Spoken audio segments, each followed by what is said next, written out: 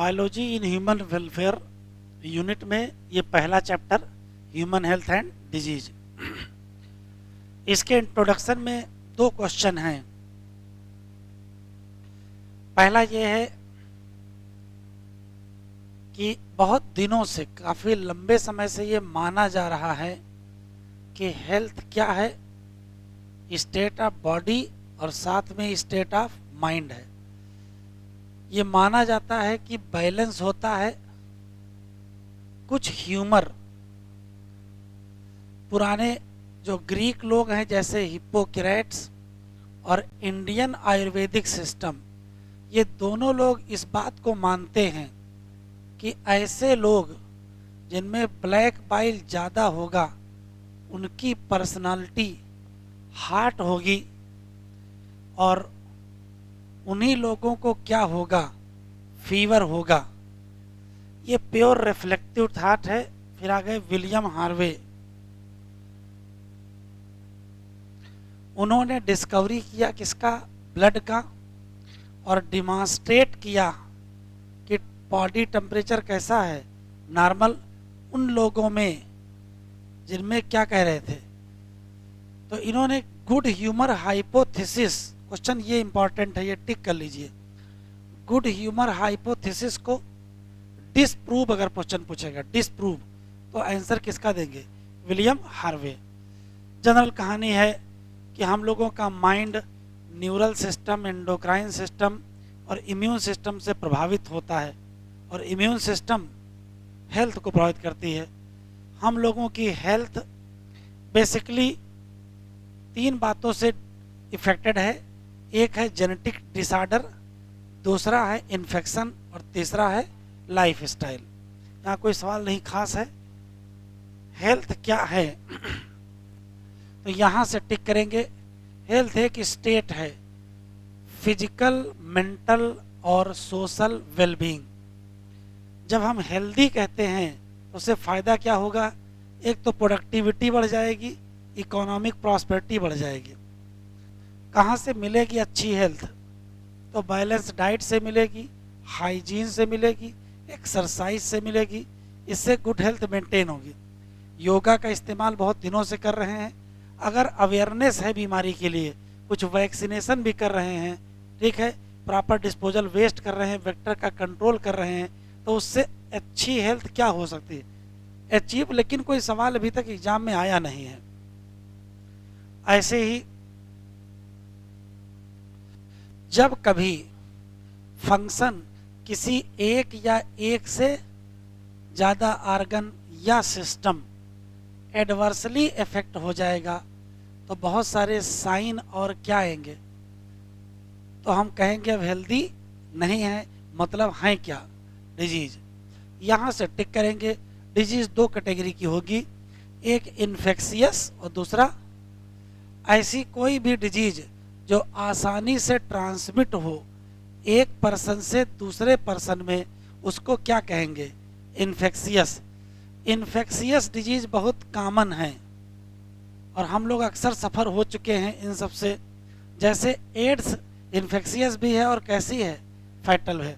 Non infectious में एक नाम दिया हुआ है, कौन सा, ऐसी बीमारी जो आसानी से फैले या जो ना फैले, उसके हिसाब से तय होगा। अगर बीमारी फैलेगी तो इन्फेक्शियस और नहीं फैलेगी तो नॉन इन्फेक्शियस। ये पैराग्राफ भी जनरल ही है, अभी सवाल शुरू नहीं हुए हैं। जितने ही डिजीज करने वाले ऑर्गेनिज्म होते हैं उन सब को क्या कहते हो, पैथोजन।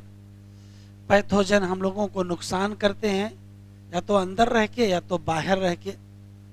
ये किसी भी तरीके से हमारी बॉडी में जाएंगे, मल्टीप्लाई करेंगे, इंटरफेयर करेंगे, नॉर्मल एक्टिविटी, अंततः कुछ न कुछ मार्फोलॉजिकल और कुछ न कुछ फंक्शनल डैमेज होगा और हम कहेंगे बीमारी हो गई। अच्छा, पैथोजन को भी एडाप्ट करना पड़ेगा। जैसे अगर किसी पैथोजन को कहाँ रहना है, गट में रहना है, तो उसको किस में बचना पड़ेगा, स्टमक के लो पीएच से या किससे बचना पड़ेगा, ठीक है। फिर यहाँ से रियल में वास्तव में चैप्टर स्टार्ट होता है इस जगह से।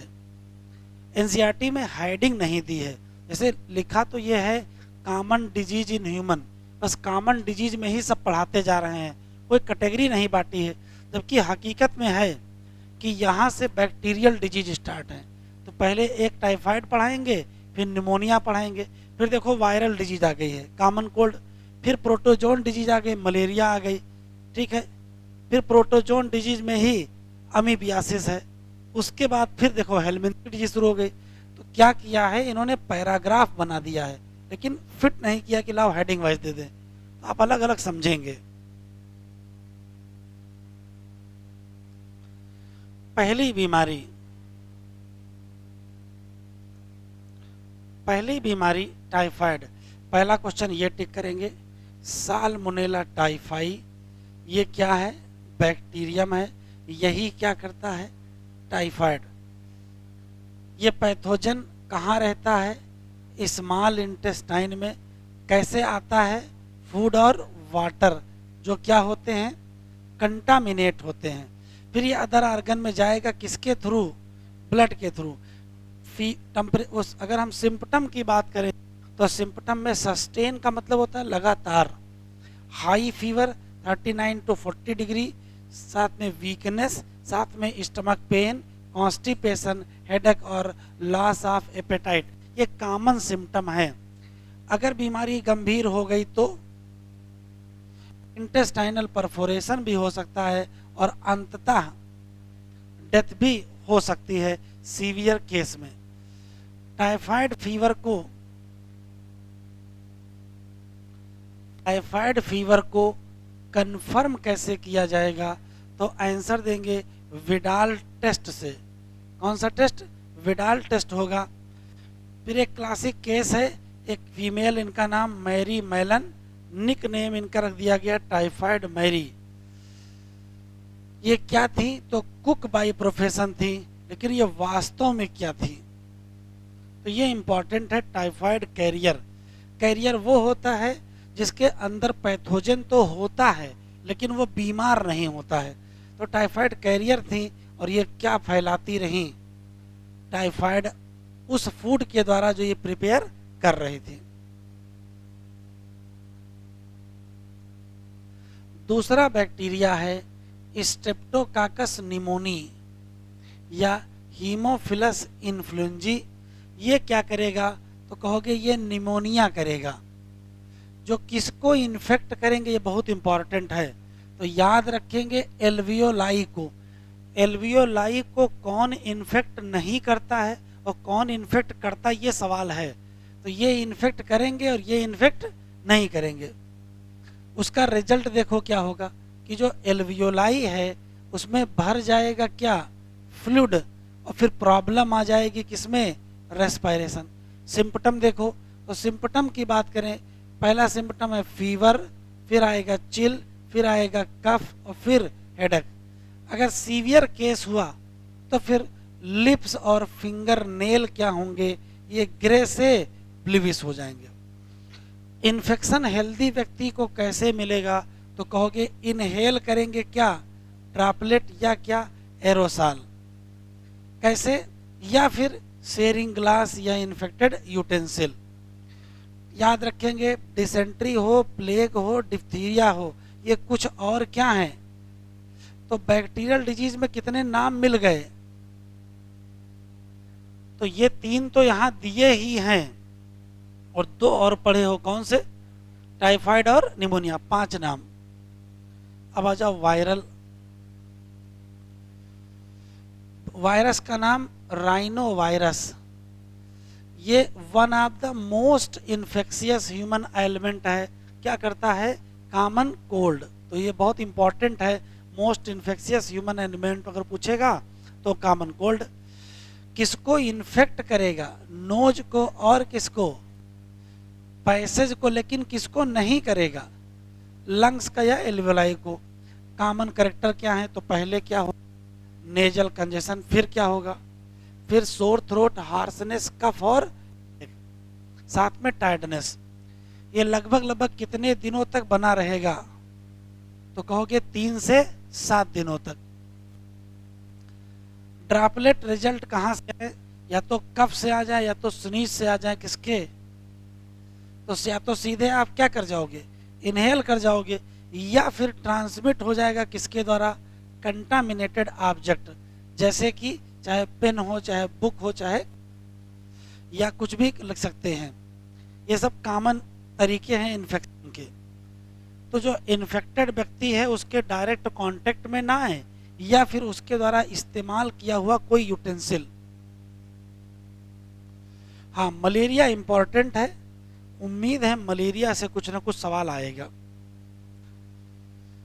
मलेरिया किसके द्वारा होता है, प्रोटोजोआ, और उस प्रोटोजोआ का नाम, इसकी कितनी स्ट्रेंथ, तो देखो एक है प्लाज्मोडियम वाइवेक्स मलेरियाई फैल्सीफेरम, एक और होती है लेकिन दिया नहीं, कोई बात नहीं, ओवेल भी होती है। इसमें से जो मैलिग्नेंट मलेरिया है वो कौन करेगा, प्लाज्मोडियम फैल्सीफेरम, और ये क्या है, ये जानलेवा है। लाइफ साइकिल के पॉइंट पढ़ने से पहले डायग्राम जरा देख लेते हैं। डायग्राम भी इंपॉर्टेंट है इसका, क्योंकि डायग्राम में कुछ क्वेश्चन अच्छे दिए हुए हैं। देखो क्या, जब मॉस्क्यूटो बाइट करेगी किसी ह्यूमन को तो याद रखेंगे स्पोरोजोएट इंजेक्ट हो जाएंगे। तो यहाँ क्या इंजेक्ट करेंगे, स्पोरोजोएट।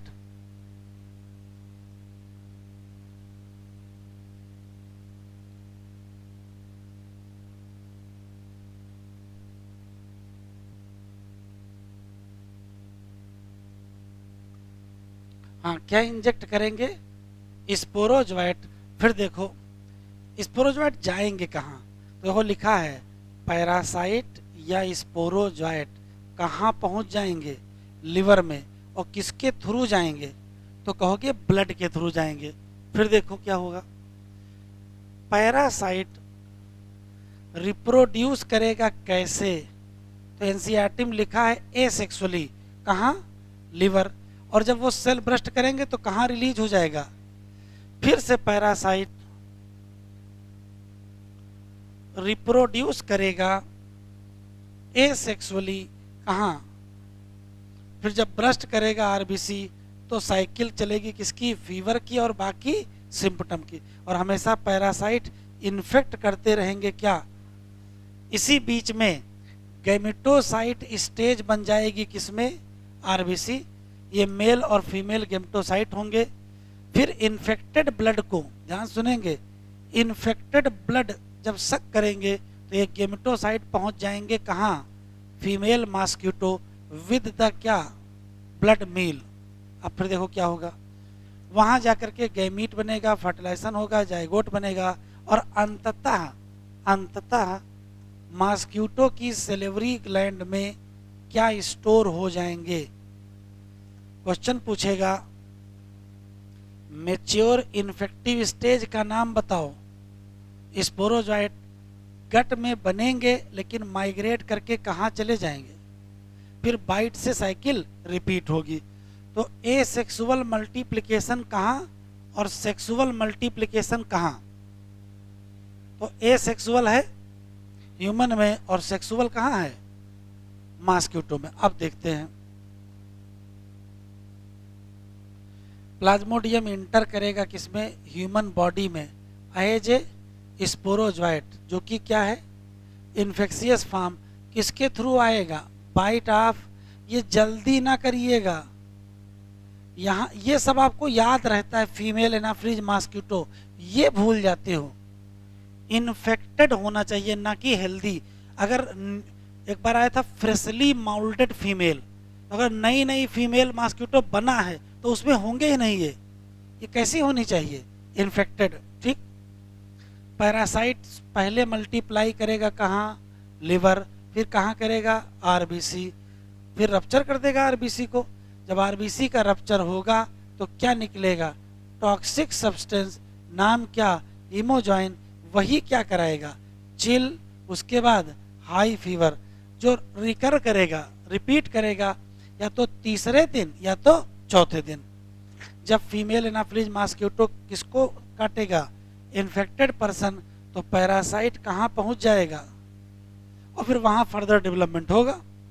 पैरासाइट मल्टीप्लाई करेगा और क्या बना लेगा, कहाँ स्टोर होगा, सलेवरी ग्लैंड।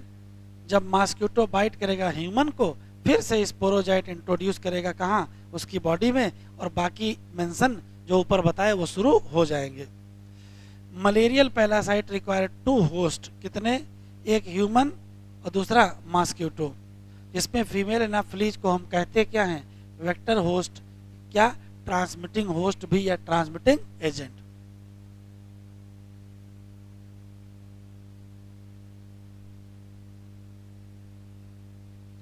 एंट अमीबा हिस्टोलिटिका, ये भी एक प्रोटोजोआ है, कहाँ का, लार्ज इंटेस्टाइन, क्या करेगा, अमीबियोसिस।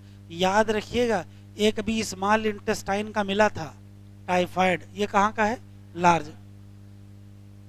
बीमारी का नाम अमीबिक डिसेंट्री है। अगर हम सिम्पटम की बात करें तो सबसे पहले कॉन्स्टिपेशन होगा, एब्डोमिनल पेन होगा, क्रैम्प होगा, और स्टूल में पास होगा म्यूकस, और साथ में क्या, ब्लड क्लॉट। ये बहुत इंपॉर्टेंट पॉइंट है, ये शब्द जो लिखा है मैकेनिकल कैरियर, तो आंसर क्या देंगे, हाउस फ्लाई। यही ट्रांसमिट करेगा parasite from faecal matter of infected person to food, food या फूड प्रोडक्ट, और फिर उनको क्या करेगा। तो अच्छा क्वेश्चन है, इन्फेक्टेड ह्यूमन के फीकल मैटर से फूड या फूड प्रोडक्ट तक कौन लेके आएगा, तो आंसर क्या देंगे, हाउस फ्लाई, इसी नाते उसका नाम मैकेनिकल कैरियर। जब पानी पिएंगे या खाना खाएंगे जो कंटामिनेट होगा, किसके साथ, तो यही मेन सोर्स है क्या, इन्फेक्शन। अस्कैरिस,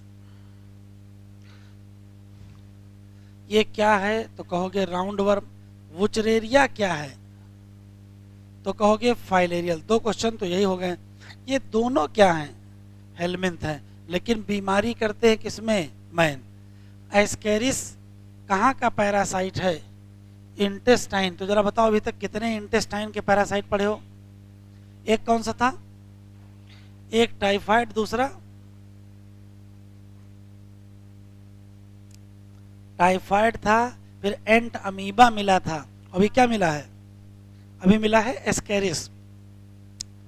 बीमारी का नाम।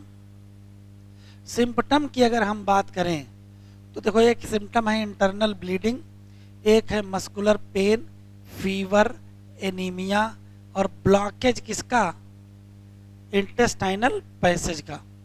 एक आप पैरासाइट किसके साथ पास होते हैं, फिसीज ऑफ इन्फेक्टेड पर्सन, और ये कंटामिनेट कर देते हैं किसको, सॉइल को, वाटर को, प्लांट। एक हेल्दी पर्सन को इन्फेक्शन कहाँ से मिलेगा, तो जब वो खाएगा फ्रूट या वेजिटेबल या वाटर, जो क्या होंगे, कंटामिनेट होंगे, किससे, उसके एग से, कंटामिनेटेड एग होने चाहिए। फिर आया वुचरेरिया, 2 स्पीसीज है, वुचरेरिया बैंक्राफ्टाई और वुचरेरिया मलाई, इन्हीं को फाइलेरियल वर्म कहते हैं। खास बात यह है कि ये बहुत स्लो डेवलपिंग, बहुत धीमे क्या करता है, क्रोनिक इन्फ्लामेशन करता है उसी आर्गन में जिसमें ये रहता है कितने साल, मेनी ईयर। लिम्फेटिक वेसल कहाँ की, लोअर लिम्ब की, यही क्या करती हैं, एलिफेंटियासिस या क्या करती हैं, फाइलेरियासिस। जेनेटल आर्गन भी इससे क्या होते हैं, अफेक्टेड होते हैं, जिससे बहुत ज़्यादा डिफॉर्मिटी हो जाती है। पैथोजन ट्रांसमिट होगा कहाँ, हेल्दी पर्सन में, किसके काटने से, तो कहोगे फीमेल मॉस्किटो। कौन सा, तो आगे बढ़ा दीजिए, ये कौन सा मॉस्किटो है, ये क्यूलेक्स है। वहां कौन सा था, वहां एनेफिलिस था, यहाँ क्यूलेक्स।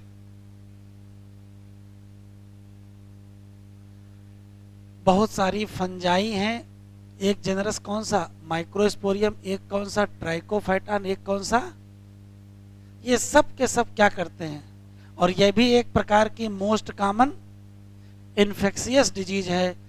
जब बीमारी होगी तो dry scaly lesion on various part, जैसे स्किन पर, नेल पर या स्कैल्प, मेन सिम्पटम यही है। हाँ, जहाँ कहीं दिक्कत होगी वहाँ क्या होगा, इंटेंस इचिंग होगी। दो चीज़ें जरूरी, हीट चाहिए और चाहिए, जब फंगाई क्या करेगी, ग्रो कर जाएगी। ये अक्सर कहाँ ग्रो करती हैं, स्किन फोल्ड, जैसे ग्रोइन या बिटवीन टू उंगलियों के बीच में। रिंग वर्म जनरली कहाँ से आएगी, या तो सॉइल से आएगी या फिर इस्तेमाल करेंगे क्या, टॉवेल या clothes. Even comb of infected individual से भी आ सकती है।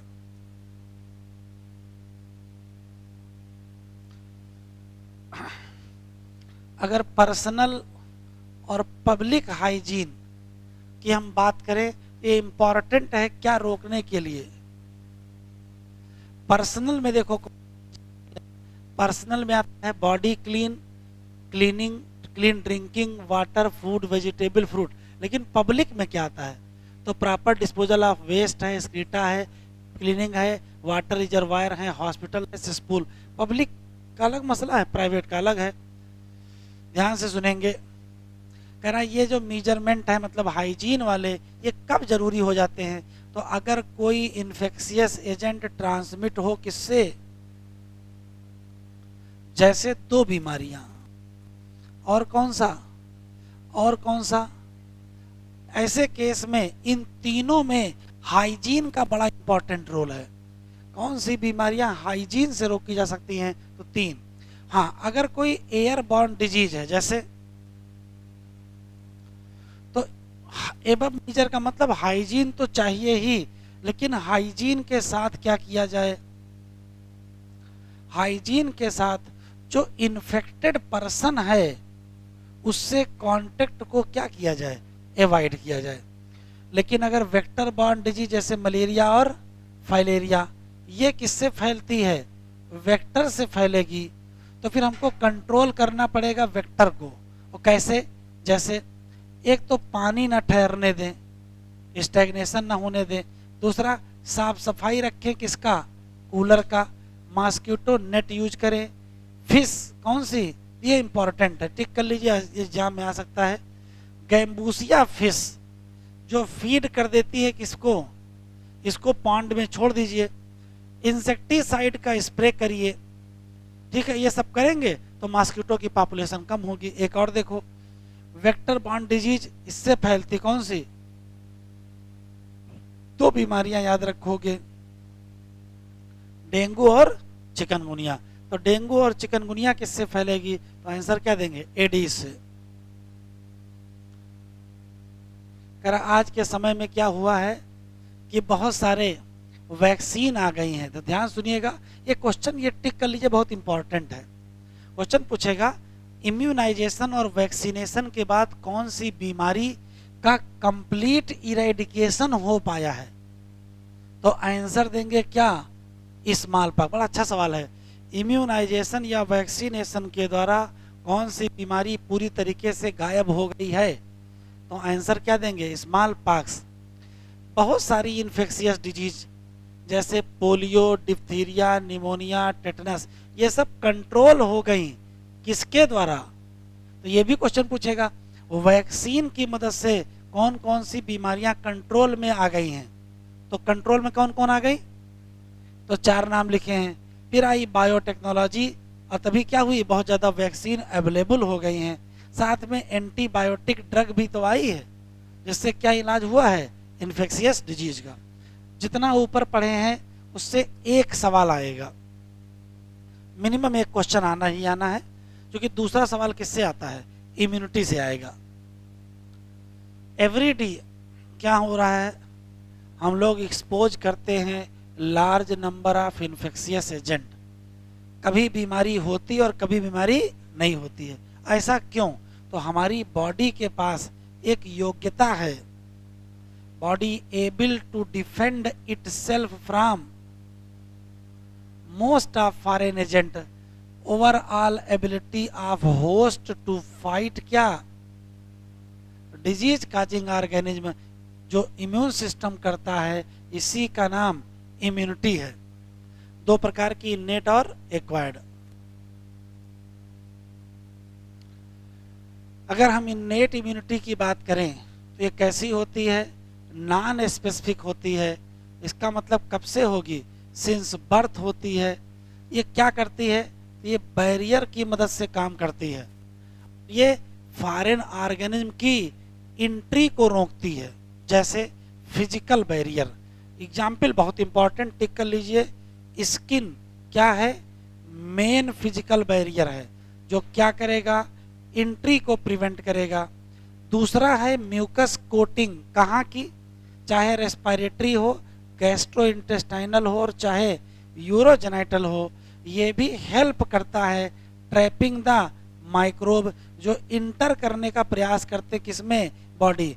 तो फिजिकल बैरियर में दो आ गए, कौन कौन से? स्किन आ गया और म्यूकस कोटिंग। अब आता है फिजियोलॉजिकल बैरियर। तीन एग्जाम्पल हैं। एसिड कहाँ, सलाइवा कहाँ, और टीयर कहाँ? आईज। ये सब क्या करते हैं? माइक्रोबियल ग्रोथ को रोकते हैं। फिर आता है सेलुलर बैरियर। कुछ ल्यूकोसाइट हैं, जैसे पॉलीमार्फो न्यूक्लियर ल्यूकोसाइट PMNL, और कौन है? जैसे कि मोनोसाइट, और कौन सी? नेचुरल किलर, ये भी क्या है? लिम्फोसाइट। जबकि कि माइक्रोफेज कहाँ पर? टिश्यू। मतलब ब्लड में पाई जाने वाली और टिश्यू में पाई जाने वाली फैगोसाइटिक सेल के मदद से कौन सा बैरियर बनेगा? तो आंसर क्या देंगे? सेलुलर। इसमें फैगोसाइटोसिस होती है, फैगोसाइटिक सेल आती हैं। फिर आएगा साइटोकाइन बैरियर। एक वायरस इन्फेक्टेड सेल सिक्रीट करेगी प्रोटीन, नाम क्या है? इंटरफेरॉन है। क्या करेंगे? ये प्रोटेक्ट करेगी किसको? नॉन इन्फेक्टेड सेल को। कहां से? वायरस इन्फेक्शन से। फिर आएगा एक्वायर्ड।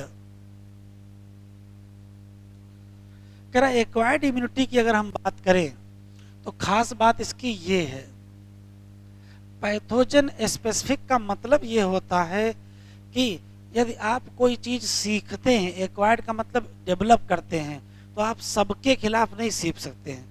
किसी विशेष पैथोजन के खिलाफ विशेष इम्यूनिटी डेवलप करने को एक्वायर्ड इम्यूनिटी कहते हैं। तो ये क्या है? स्पेसिफिक। बस इसकी पहचान देखो क्या है? मेमोरी है। किसमें मेमोरी होती है और किसमें मेमोरी नहीं होती है? तो एक्वायर्ड में होती है और इनेट में नहीं होती है। मतलब जब हमारी बॉडी में इन्फेक्शन आएगा, कब? पहली बार, तो जो रिस्पांस होगा उसका नाम प्राइमरी होगा। ये थोड़ा सा लो इंटेंसिटी का होगा। लेकिन अगर दोबारा इन्फेक्शन आ गया किसका? सेम पैथोजन का, तो फिर बहुत हाई इंटेंसिफाइड रिस्पांस होगा, और उसी का नाम सेकेंडरी रिस्पांस या एनामनास्टिक रिस्पांस। इससे पता चलता है कि हमारी बॉडी में क्या बन जाता है? Memory cell. कब बनते हैं? पहले इन्फेक्शन पर बनते हैं। चाहे रिस्पांस कौन सा देना हो, प्राइमरी, और चाहे रिस्पांस कौन सा देना हो, उससे कोई फर्क नहीं पड़ता है। ये काम कौन करेंगे? तो दो लिम्फोसाइट, एक का नाम बी लिम्फोसाइट और एक का नाम टी। ये मत समझ लेना कि बी प्राइमरी के लिए टी सेकेंडरी के लिए, ऐसा नहीं है। दोनों में दोनों हैं। बस रिस्पांस देखो कैसे देंगे। जब पैथोजन आता है तो बी लिम्फोसाइट बनाएगी क्या? आर्मी। किसकी? किसके रिस्पांस में? और वो लड़ाई करेंगे। इनको कहेंगे क्या? जबकि टी सेल नहीं बनाएंगे क्या? एंटीबॉडी। तो फिर करेंगे क्या? मदद करेंगे किसकी? B cell to produce antibody. अब एंटीबॉडी शुरू हो गया। ईच एंटीबॉडी, सामने मॉलिक्यूल बना है 1 2 3 4, प्रत्येक एंटीबॉडी में कितने पॉलीपेप्टाइड हैं? तो 2 क्या हैं? छोटा लाइट चेन। 2 क्या हैं? बड़े हाईवी चेन। तो शॉर्ट फॉर्म में क्या कहोगे? शॉर्ट फॉर्म में H2L2 कहोगे। अलग अलग टाइप की एंटीबॉडी प्रोड्यूस होती हैं, जैसे कि IgA, IgM, IgG। उससे कोई मतलब नहीं, कार्टून ऊपर दिया हुआ है, ध्यान से सुनना। चूंकि एंटीबॉडी कहाँ पाई जाती हैं? इसी नाते यदि रेस्पॉन्स में एंटीबॉडी बन रही है तो हम कहेंगे क्या? क्या कहेंगे? Humoral immune response. ये उसमें से एक है। इसी का दूसरा नाम याद रखिएगा, ह्यूमोरल इम्यून रेस्पॉन्स किसके द्वारा दिया जाता है? बी लिम्फोसाइट से दिया जाता है।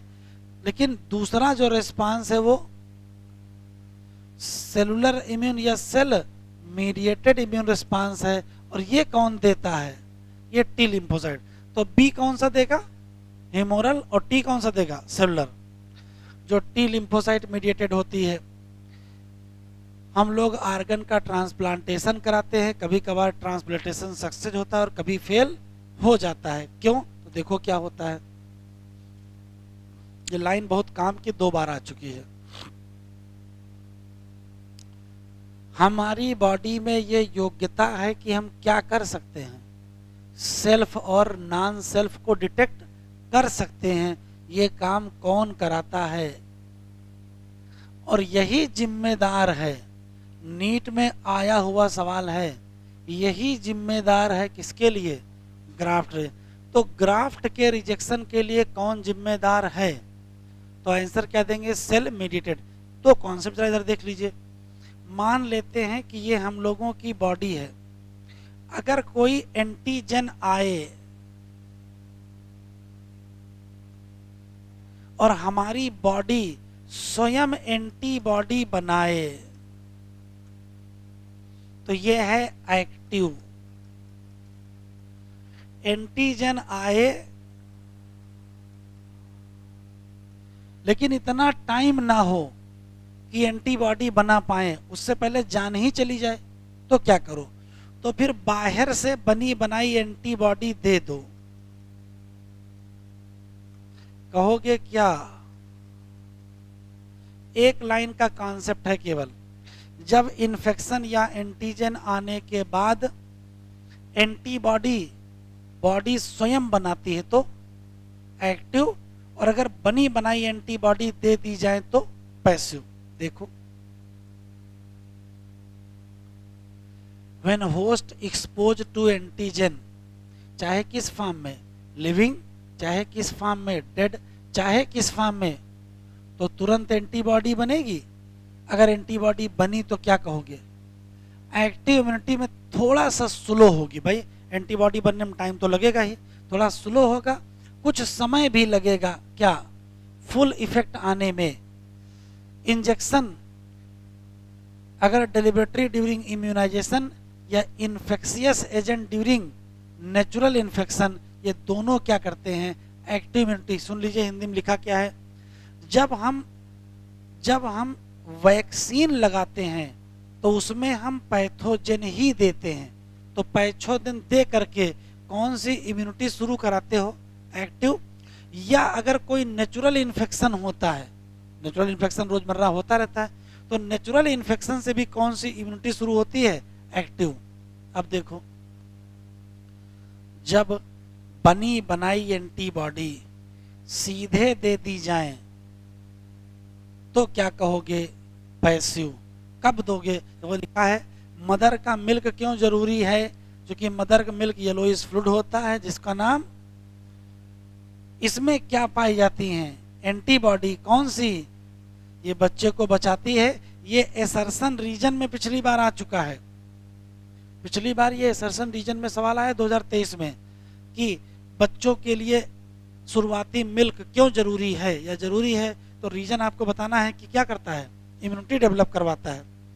हाँ, कुछ एंटीबॉडी बच्चे में कहाँ से आती है? बच्चे में माँ से आती हैं। किसके द्वारा आती हैं?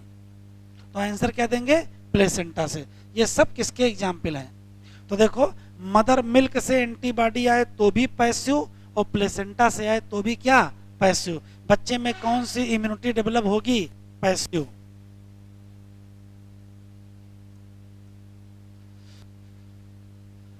प्रिंसिपल क्वेश्चन पूछेगा, प्रिंसिपल ऑफ इम्यूनाइजेशन या वैक्सीनेशन किस पर आधारित है? तो कहोगे memory of immune system. Vaccine क्या है? तो कहोगे वैक्सीन है एंटीजन। अब एंटीजन देखो कैसे है, तो या तो क्या होगी प्रोटीन ऑफ पैथोजन, या क्या होगा इनएक्टिवेटेड या वीकेंड पैथोजन, इसी को क्या कहोगे। तो वैक्सीन दो हो गई, या तो क्या एंटीजेनिक प्रोटीन ऑफ पैथोजन, या तो क्या इनएक्टिव या किल्ड पैथोजन। दूसरा देखो फिर एंटीबॉडी प्रोड्यूस होगी बॉडी के द्वारा और ये पैथोजन के अगेंस्ट न्यूट्रलाइज करेगी, कब, जब क्या आएगा असली इन्फेक्शन। लेकिन जब भी वैक्सीनेशन होता तो क्या बन जाता है मेमोरी। और उसका फायदा देखो क्या होता है, जब कभी एक्सपोजर होता है तो बहुत ज़्यादा क्या बनती हैं एंटीबॉडी। एक लाइन का कॉन्सेप्ट है, जब एंटीजेनिक वैक्सीन देते हैं तो मेमोरी सेल बन जाती हैं, जब असली इन्फेक्शन होता है तो बहुत जल्दी रिस्पांस होता है और पैथोजन मारा जाता है। इफ पर्सन इन्फेक्टेड, अगर लेकिन बहुत खतरनाक माइक्रोब आ जाए जिसमें बहुत तेज रिस्पांस चाहिए तो हम डायरेक्टली इंजेक्ट कर देंगे क्या, जैसे क्या इंजेक्ट किया एंटीटॉक्सिन, इवन क्या स्नेक बाइट में हमने क्या इंजेक्ट किया एंटी वेनम। इन सब में क्या होता है एंटीबॉडी अगेंस्ट, ये सब क्या है। तो पैसिव और एक्टिव में अंतर समझ लीजिए, जब एंटीजन दे करके एंटीबॉडी बनवा करके इम्यूनिटी डेवलप करवाई जाए तो एक्टिव, लेकिन कभी कभार खतरनाक स्थिति हो जाती है, इतना टाइम नहीं होता है तो हम बनी बनाई एंटीबॉडी, जैसे कोई टॉक्सिन आ गया या वेनम आ गया तो उसके खिलाफ हम क्या देंगे बनी बनाई एंटीबॉडी देंगे और हम क्या कहेंगे पैसिव। फिर आया रिकॉम्बिनेंट डीएनए टेक्नोलॉजी, इससे क्या बन गया रिकॉम्बिनेंट डीएनए टेक्नोलॉजी आई तब से एंटीजेनिक क्या बनने लगे पैथोजन बनने लगे, कहाँ bacteria yeast. Vaccine large scale में प्रोडक्शन होने लगा, आसानी से मिलने लगी, जैसे ये रटना है हेपेटाइटिस बी की वैक्सीन कौन बनाएगा, तो आंसर क्या देंगे ईस्ट की मदद से। रटना है एलर्जी, यहां से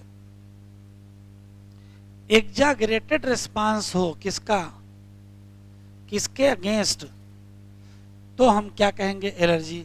वो सब्सटेंस जब हमको इम्यून रिस्पांस ऐसा मिले उसका नाम एलर्जन, और वो एंटीबॉडी जो बनेगी उसका नाम आईजी। कॉमन एग्जाम्पल बताओ एलर्जन के, तो mites in dust, pollen grain, animal dander.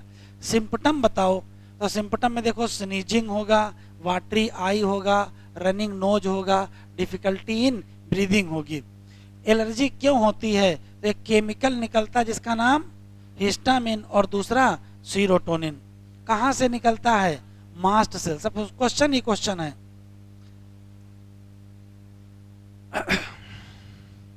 फिर क्या याद करेंगे, तो याद करें एंटी हिस्टामिन और एड्रेनलिन और स्टेरॉइड यूज करेंगे, ये रिड्यूस करेंगे क्या symptom of allergy.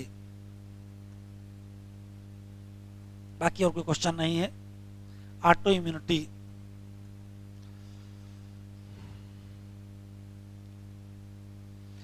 Auto immunity में यहां से आपको समझना है, इस एक ही लाइन ये है, केवल ऊपर का कोई मतलब नहीं है। हमारी बॉडी सेल्फ और नॉन सेल्फ से हम क्या कर सकते हैं अलग कर सकते हैं। पैथोजन आएगा एंटीबॉडी बनेगी, लेकिन अपने खिलाफ नहीं बनती है, क्योंकि हम लोग अपने को और मेमोरी अलग कर लेते हैं किसके नाते मेमोरी बेस्ड इम्यून सिस्टम। लेकिन क्या हुआ जरा देखो, तो कह रहा अगर बॉडी अटैक करने लगे सेल्फ सेल को और डैमेज कर दे अपनी ही बॉडी को, तो क्या कहोगे, जैसे कौन सी रिमेटॉइड। तो कुछ और बीमारियां हैं, इस बार भी एक क्वेश्चन आया था, तो रिमेटॉइड आर्थराइटिस है, जिसमें ग्लोमेरुलोनेफ्राइटिस है, जिसमें माइस्थीनिया ग्रेविस है, जिसमें विटिलिगो है, ठीक है, जिसमें सोरियासिस है, कुछ 4-5 बीमारियां और हैं, जिसमें इस बार सिस्टमिक ल्यूपस इरिथ्रोमाइटस SLE आई थी, वो भी क्या है ऑटो इम्यून है। इम्यून सिस्टम, अगर हम इम्यून सिस्टम की बात करें तो इम्यून सिस्टम में सबसे इंपॉर्टेंट होता है, देखो हमको इम्यून सिस्टम बनाने में मिलेगा आर्गन, मिलेगा टिश्यू, मिलेगा सेल, मिलेंगे क्या, एंटीबॉडी। मेन हमको ये पढ़ना है लिम्फाइड आर्गन, तो आर्गन यहाँ से शुरू है। कैसे, ऐसा कोई भी आर्गन, ये इंपॉर्टेंट है, जहाँ क्या हो, ओरिजिन हो और क्या हो, किसका, और प्रोलिफरेशन किसका, उसका नाम लिम्फाइड आर्गन। ये दो प्रकार के, एक का नाम प्राइमरी जिसमें आएगा बोन मैरो और थाइमस, जहाँ होता क्या है, तो देखो क्या होता है, इमेच्योर लिम्फोसाइट को क्या करेंगे, डिफरेंशिएट करेंगे, और जहां इमेच्योर लिम्फोसाइट को किसमें कन्वर्ट कर देंगे,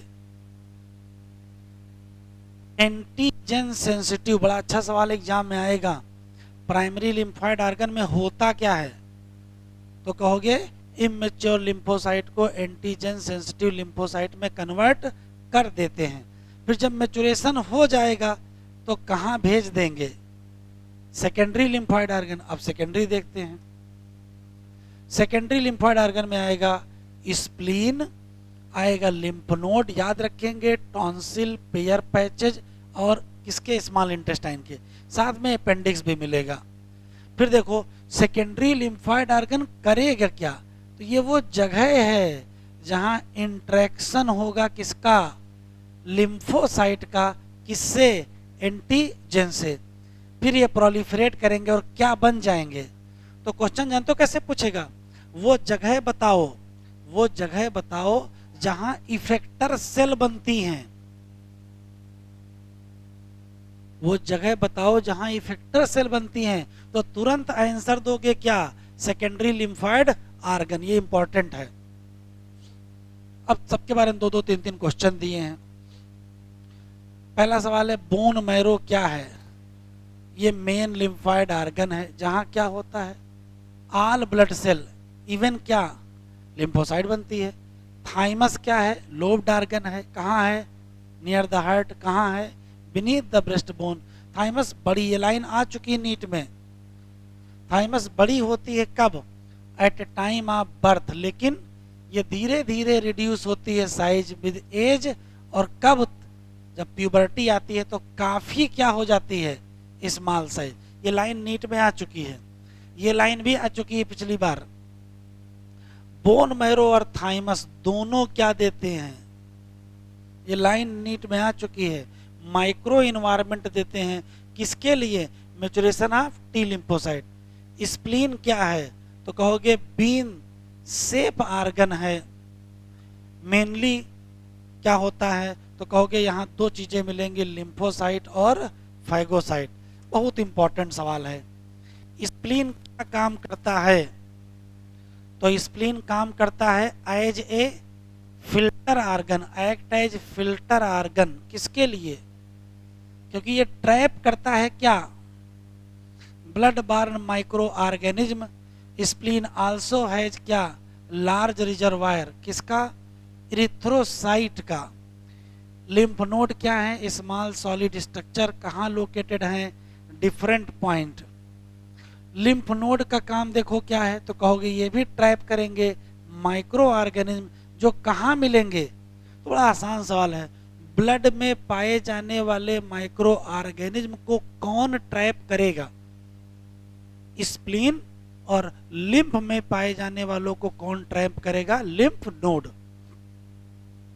लिम्फ नोड फिर करेंगे क्या, तो ये एक्टिवेट करेंगे क्या, लिम्फोसाइट, और क्या शुरू करेंगे, इम्यून रिस्पांस। ये बहुत अच्छी लाइन है, लिम्फॉइड टिश्यू जो कहाँ हो, लाइनिंग ऑफ, चाहे रेस्पिरेटरी, चाहे डाइजेस्टिव, चाहे यूरोजेनाइटल, कहते क्या हो, म्यूकोजा एसोसिएटेड लिम्फॉइड टिश्यू। और ये कितने परसेंट है, 50% आया हुआ सवाल है।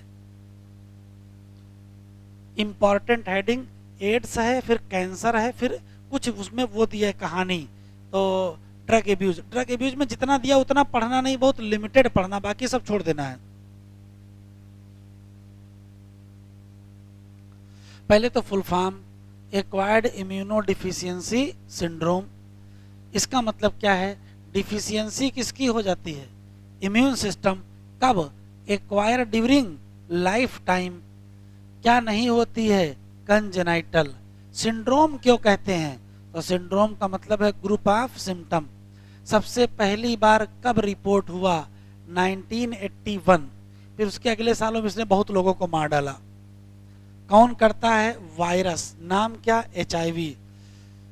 किस ग्रुप का है, किस ग्रुप का है रेट्रो वायरस।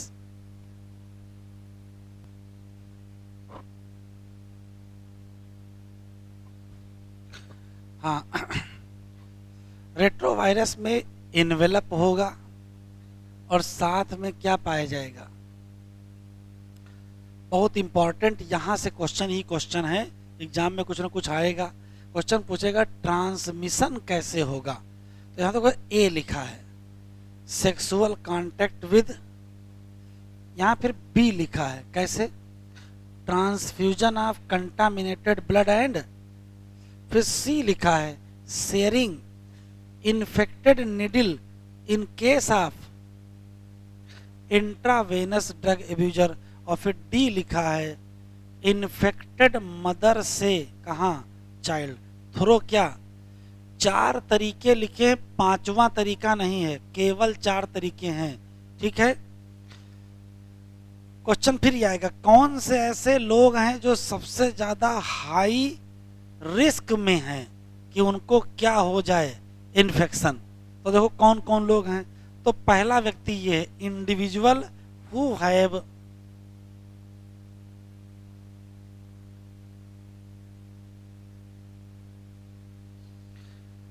पहला व्यक्ति है individual who have multiple sexual partner, एक क्वेश्चन। दूसरा इंडिविजुअल है drug addict who take drug. तीसरा इंडिविजुअल है हु रिक्वायर रिपीटेड ब्लड। और चौथा है child born from HIV infected mother. 4 ही तरीके हैं और 4 लोग मैक्सिमम रिस्क के हैं, इसमें से कुछ ना कुछ आने की संभावना है। कह रहा पता करो कौन कौन लोग हैं जिनको बार बार ब्लड चाहिए, तो जिनको सिकल सेल एनीमिया होगा, जिनको थैलासीमिया होगा, जिनको ब्लड कैंसर होगा, उनको बार बार आवश्यकता पड़ती है। ये बहुत इंपॉर्टेंट है। HIV या एड्स नहीं फैलता है किसके द्वारा, टच के द्वारा या फिजिकल कांटेक्ट के द्वारा। ये किससे फैलता है, केवल बॉडी फ्लूइड, लेकिन सलाइवा से नहीं है। इसी नाते नॉट बाई किसिंग, ये भी आया हुआ सवाल है, पिछली बार ही आया था। ABCDE 5 चीजें लिखी थी, पूछा था इसमें से कौन से तरीके से फैलेगा, तो उसमें का ऑप्शन ये भी था। तो कह रहा ये आवश्यक है कि जितने HIV इन्फेक्टेड लोग हैं उनकी फिजिकल और उनकी फिजियोलॉजिकल वेलबींग के लिए क्या नहीं करना चाहिए,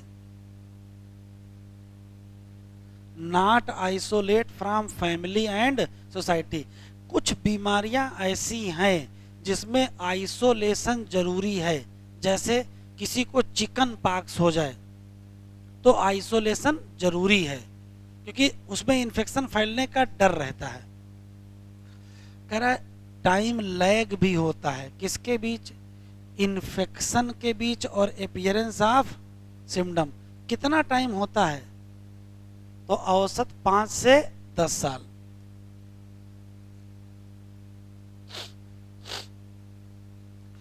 कह रहा जब ये बॉडी में पैथोजन आता है तो सबसे पहले वायरस कहाँ इंटर करेगा, मैक्रोफेज में।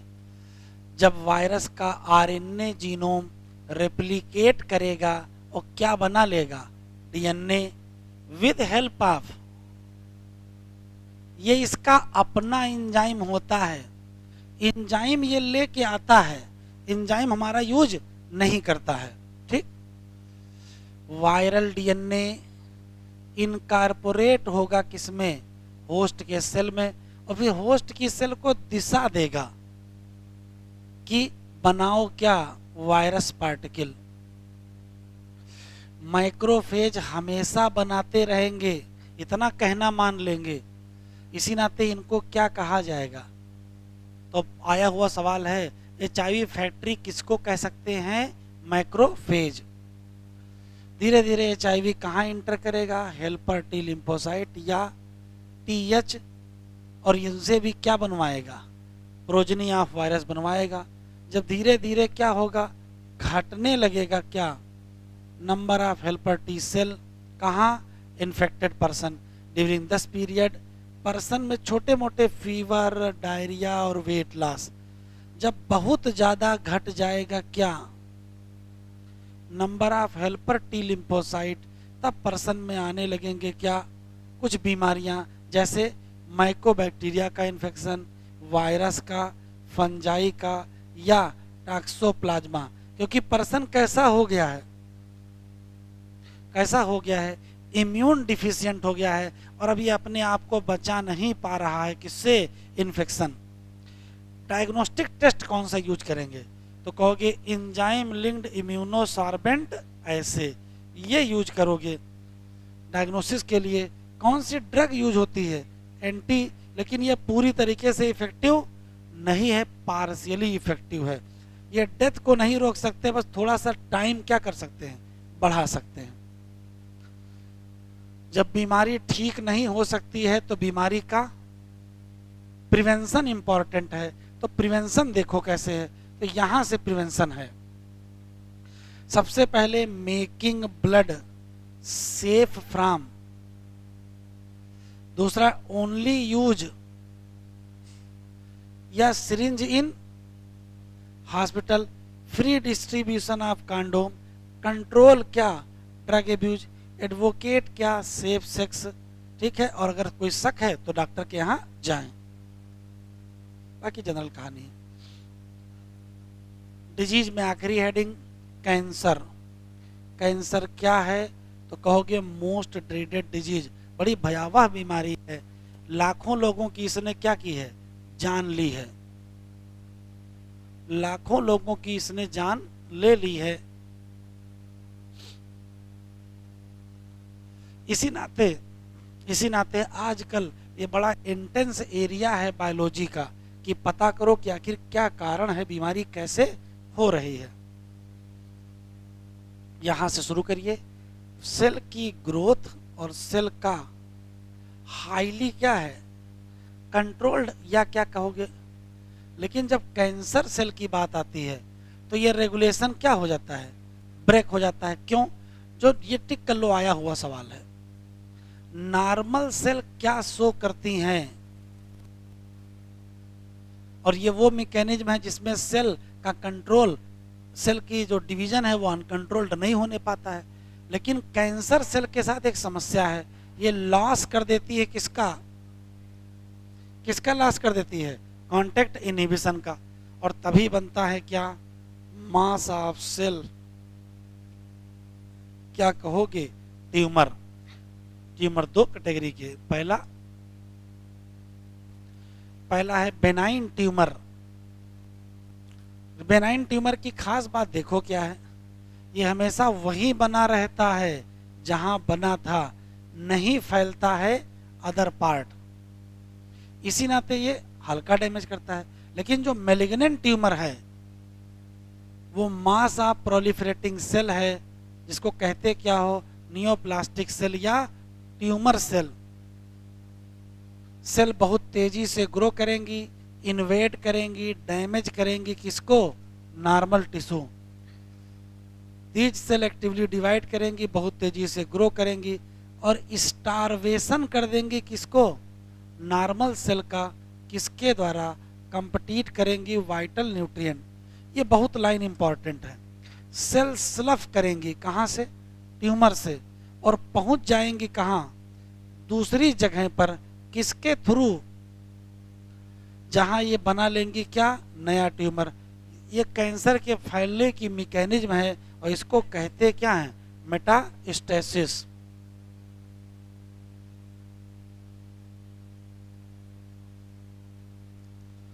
काज ऑफ कैंसर, ये इंपॉर्टेंट है। ऐसा कोई फिनोमेना जिसमें ट्रांसफॉर्म कर दो किसको, नॉर्मल सेल को, किसमें, कैंसरस सेल में, इसी को कहते हैं क्या, नियोप्लास्टिक ट्रांसफॉर्मेशन। या नियोप्लास्टिक सेल बनाना कौन करेगा? या तो फिजिकल, या तो केमिकल, या तो बायोलॉजिकल। सबको क्या कहोगे? जैसे आयोनाइजिंग रेडिएशन लाइक, और कौन से? और नॉन आयोनाइजिंग जैसे। ये सब क्या करते हैं और उसी से क्या कर देते हैं? नियोप्लास्टिक ट्रांसफॉर्मेशन का मतलब कैंसर कर देना, ठीक। फिर आता है केमिकल कार्सिनोजन, कहाँ पाया जाएगा? टोबैको में। क्या करेगा? Lungs cancer. कैंसर करने वाले जो वायरस हैं, जिनको हम आंकोजेनिक वायरस कहते हैं, या इनमें पाया जाता है वायरल आंकोजीन। कुछ सेलुलर आंकोजीन, जिनको हम शॉर्ट फॉर्म में सी आंक या प्रोटो आंकोजीन भी कहते हैं, ये आइडेंटिफाइड होते हैं किसमें? नॉर्मल, सामान्य सेल में, जो activate under the abnormal condition, और फिर क्या हो जाता है? आंकोजेनिक। तो चाहे आंकोजेनिक कहो चाहे नियोप्लास्टिक, उसका कोई मतलब नहीं है। आंकोजेनिक ट्रांसफॉर्मेशन और नियोप्लास्टिक ट्रांसफॉर्मेशन एक ही है। फिर सवाल है कि कैंसर का डिटेक्शन कैसे करोगे, पता कैसे करोगे? क्योंकि कैंसर के मामले में ये शब्द डॉक्टर अक्सर कहते हैं बड़ा देर हो गई है, पहले पता चलता तो ठीक हो जाता। तो अर्ली डिटेक्शन बहुत इंपॉर्टेंट है। कैंसर का डिटेक्शन किस पर बेस्ड हो सकता है? बायोप्सी पर, या हिस्टोपैथोलॉजिकल स्टडी किसकी? किसी ब्लड की या बोन मैरो की, ये पता करने के लिए कि कहीं क्या नहीं है, ल्यूकीमिया या ब्लड कैंसर। बायोप्सी में करते क्या है? पीस लेते हैं सस्पेक्टेड टिश्यू का, सेक्शन काटते हैं, फिर रंगते हैं स्टेन, और फिर माइक्रोस्कोप में देखते हैं। लेकिन अगर रेडियोग्राफी करो, जैसे एक्सरे, सीटी करो, एमआरआई करो, ये यूजफुल है क्या पता करने में? Detect cancer of internal organ. हाँ, अब सीटी में क्या यूज करते हैं? एक्सरे बस क्या जनरेट कर देते हैं? 3D इमेज किसके? इंटरनल। और एमआरआई में क्या करते हैं? तो बहुत इंपॉर्टेंट, स्ट्रांग मैग्नेटिक फ्यूज करते हैं और नॉन आयोनाइजिंग यूज करते हैं। और क्या पता करते हैं? एक्यूरेट डिटेक्ट कर लेते हैं क्या? पैथोलॉजी या फिजियोलॉजिकल चेंज किसमें? लिविंग। कैंसर के खिलाफ जो एंटीबॉडी है, अगर उसको भी डिटेक्ट कर लिया जाए तो भी पता चल जाएगा। एक नई चीज आई है क्या? Molecular biology. ये क्या है? ये वो जीन पता करती है उन इंडिविजुअल में जिनमें संभावना है कि हो सकता कैंसर का जीन आया हो। अगर ऐसा जीन उनको मिल गया तो इनको बता दिया जाएगा कि भैया आप पर्टिकुलर कार्सिनोजन से दूर रहना। तो ये शब्द बड़ा अच्छा एग्जाम में आ सकता है। कैंसर डिटेक्शन की कौन सी टेक्निक है जो कैंसर के प्रिवेंशन में यूज होगी? तो आंसर देंगे मॉलिक्यूलर बायोलॉजी या मॉलिक्यूलर बायोप्सी। ये इंपॉर्टेंट है। जैसे तंबाकू स्मोक का जीन अगर है तो जल्दी ही क्या हो जाएगा? क्या? Lungs cancer. फिर ट्रीटमेंट, अगर हम ट्रीटमेंट की बात करें तो कंबाइंड है, सर्जरी करेंगे, रेडिएशन करेंगे और क्या करेंगे? इम्यूनोथेरेपी। तीनों चीजों का कंबाइंड है। बस रेडियोथेरेपी में क्या करते हैं? तो जो ट्यूमर सेल हैं उनको तो मार देते हैं, लेकिन केयर कर देते हैं किसका? ठीक है। और कीमोथेरेपी में क्या करते हैं? बहुत सारी दवाएं यूज करती हैं जो क्या करते हैं? मारते हैं कैंसरस सेल को। बस ये स्पेसिफिक होती हैं और इनके कुछ ना कुछ, जैसे हेयर लॉस, एनीमिया। ज्यादातर कैंसर हमेशा किससे ट्रीट होते हैं? चाहे सर्जरी करा लो, रेडियो करा लो और कीमो, कॉम्बिनेशन में चलता है। ये लाइन याद रखेंगे। अल्फा इंटरफेरॉन ये क्या है? बायोलॉजिकल रिस्पांस मॉडिफायर है। ठीक है, ये हमारे इम्यून सिस्टम को एक्टिवेट करेगा कि डिस्ट्रॉय कर दो किसको? ट्यूमर। आखिरी हेडिंग, और बहुत कम इसमें पढ़ना है, लिखा बहुत कुछ, बेमतलब को बहुत लिखा। यहां इस पैराग्राफ में कोई मतलब नहीं है, यहां से टिक करेंगे।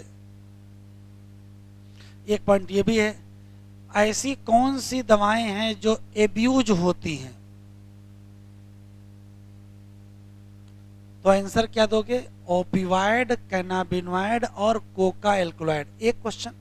दूसरा, ज्यादातर एब्यूज ड्रग कहाँ से मिलती हैं, लेकिन कहाँ से मिल सकती हैं, फंजाई से। तो ये 2 लाइनें काम का है। 4-5 लाइन ओपिवाइड और 4 ही 5 लाइन कैनाबिनॉइड के हमको पढ़ने हैं।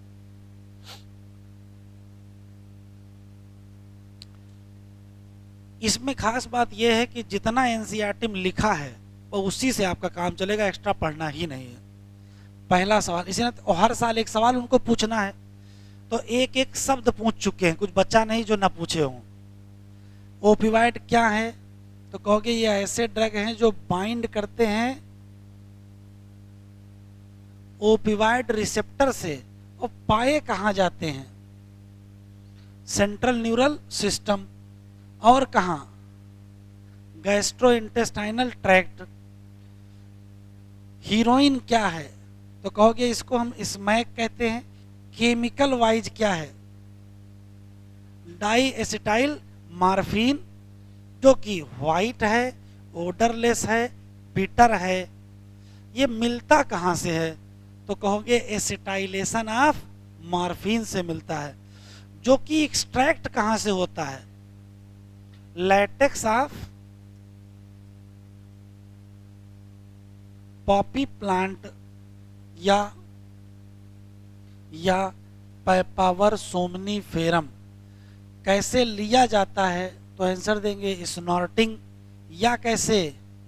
इसका काम देखो क्या है, डिप्रेसेंट है, तो इसका मतलब ये स्लो डाउन करेगा बॉडी फंक्शन। एक और क्वेश्चन, डायग्राम भी काम का है, डायग्राम पहचानिएगा ये पैपावर सोमनीफेरम का। ये स्केलेटन भी पहचान लीजिएगा, किसका है, मार्फिन का। ये भी आ चुका एग्जाम में।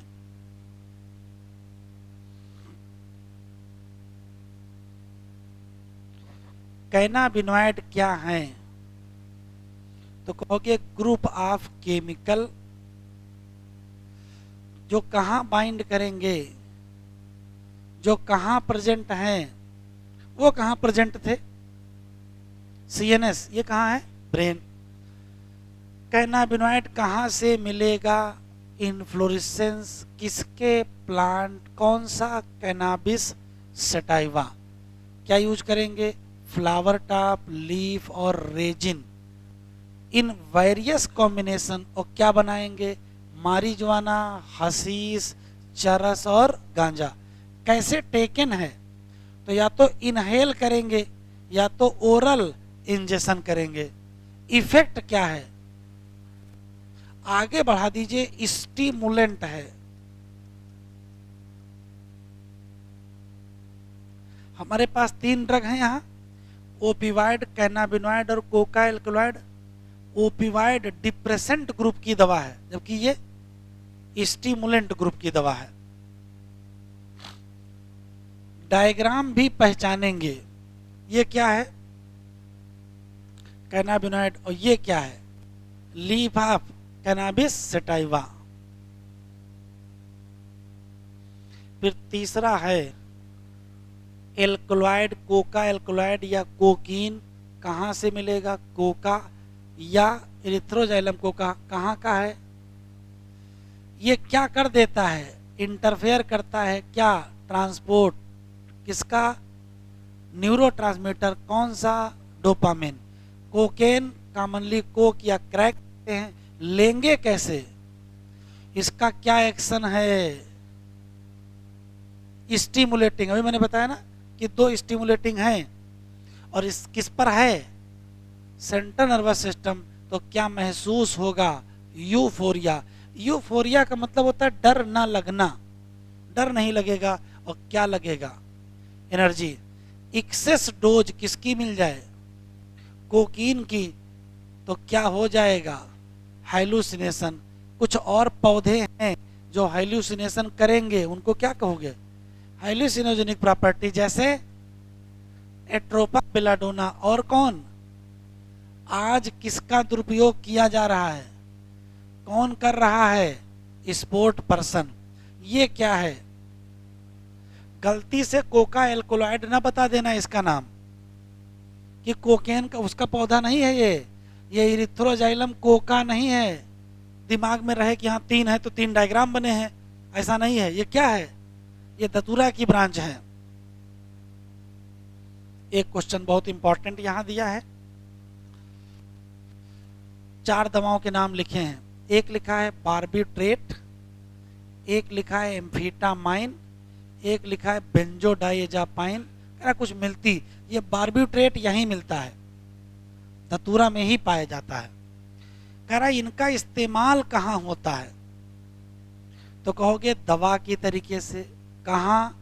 उन मरीजों में क्या होता है, मेंटल इलनेस जैसे डिप्रेशन और क्या, इंसोम्निया भी होने लगा है। ये बहुत इंपॉर्टेंट पॉइंट है, टिक कर लीजिए। मॉर्फिन बहुत इफेक्टिव क्या है और क्या है, पेन किलर। उस मरीजों में यूज होता है जिनकी क्या होती है, सर्जरी। बाकी जनरल कहानी लिखी है। अब आखिरी जब खत्म होने वाला तब ये समझा रहे हैं कि डिफिनीशन, तो डिफिनीशन यहाँ शुरू हो रही है। जब कोई दवा ली जाए for purpose other than medicinal use, या उसकी अमाउंट या उसकी फ्रीक्वेंसी जो इम्पेयर कर दे हमारा सामान्य फिजियोलॉजिकल फंक्शन, तो इसको क्या कहते हैं, ड्रग एब्यूज। इसके बाद फर्जी कहानी लिखी, इसका कोई मतलब नहीं है। इंसान तंबाकू कब से खा रहा है, 400 सालों से खा रहा है। हाँ भाई, इसमें कौन सा केमिकल है, निकोटीन। क्या बढ़ा देता है, एड्रीनलिन और नाइलिन। तो क्या बढ़ जाएगा, ब्लड प्रेशर, और क्या बढ़ जाएगा, हार्ट रेट। अगर स्मोकिंग करोगे तो बदले में क्या क्या क्या पाओगे? तो देखो, लंग्स का कैंसर नहीं अच्छा लगा तो ब्लैडर का कैंसर, नहीं तो थ्रोट का कैंसर, ब्रोंकाइटिस, इम्फाइसमा, कोरोनरी, ठीक है, गैस्ट्रिक। और तंबाकू अगर चबाओगे तो फिर कैंसर मिलेगा ओरल कैविटी का, CO2 बढ़ेगा, CO बढ़ेगा। कोई कहानी नहीं, फर्जी है सब। यहाँ भी फर्जी कहानी चल रही, कोई मतलब नहीं। जो क्वेश्चन बताते हैं अभी आपको, इसका भी कोई बहुत मतलब नहीं है। यहाँ एक क्वेश्चन है, ये लाइन टिक कर लो। अगर ऐसी कोई कंडीशन हो जाए कि बॉडी मैनिफेस्ट करने लगे कैरेक्टरिस्टिक अनप्लीजेंट विड्रॉल, अगर कब, जब डोज ऑफ ड्रग या अल्कोहल अचानक क्या की जाएगी। तो अगर कोई ड्रग एब्यूज कर रहे हैं और अचानक बंद कर दोगे तो क्या हो जाएगा? तो कहोगे विड्रॉल सिंड्रोम हो जाएगा। बाकी जनरल कहानी है। इफेक्ट क्या है? तो देखो, इफेक्ट क्या है, सब समस्या है, कोई मतलब नहीं है। एक क्वेश्चन यहाँ है, अल्कोहल क्या डैमेज करेगा? तो chronic use of drug and alcohol damage, बस यही एक लाइन है, बाकी कोई मतलब नहीं। जनरल कहानी है, ये भी जनरल कहानी है। क्या करना चाहिए? तो जबरदस्ती का बच्चों के ऊपर प्रेशर नहीं करना चाहिए। और क्या, एजुकेशन, काउंसलिंग, पेरेंट्स से मदद मिलनी चाहिए, डेंजर साइन के बारे में बताना चाहिए, और प्रोफेशनल मेडिकल हेल्प लेनी चाहिए। यहाँ से कोई क्वेश्चन नहीं आएगा, यहाँ से भी नहीं आएगा, यहाँ से भी नहीं आएगा। क्वेश्चन यहीं तक है, बस इसी जगह तक। इसके बाद कोई सवाल नहीं आ रहा है, ठीक है। कल पढ़ाएंगे नया चैप्टर, माइक्रोब।